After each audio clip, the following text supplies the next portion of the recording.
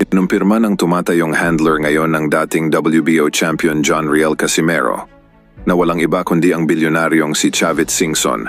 Nakasado na ang laban nitong si Casimero ngayong darating na Marso kontra sa isa pang kinatatakutan ni Inoue at former Unified Super Bantamweight Champion Murodjon Akhmadaliev. Ang nasabing mega fight ng dalawa ay kumpirmado na magaganap sa mismong baluarte ni Akhmadaliev sa bansang Uzbekistan. At ito ay susubukang maikasa ngayong darating na Marso ng taong kasalukuyan.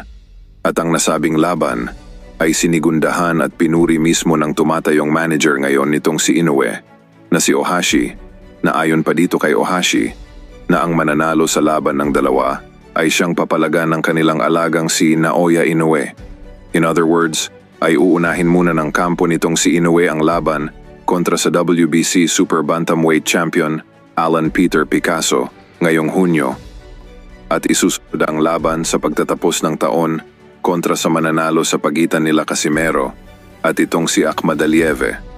Atin ang naunang natalakay na kailangang magkaroon muna ng isang dekalidad na laban itong si Akhmadaliev upang ito ay pansinin at palagan ng Japanese fighter na si Naoya Inoue.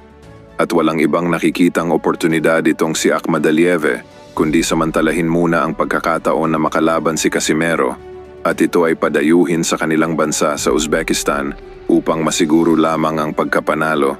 Nang tuluyan na ring mabura ang masaklap na pagkatalo nito noon kontra sa average fighter na si Marlon Tapales.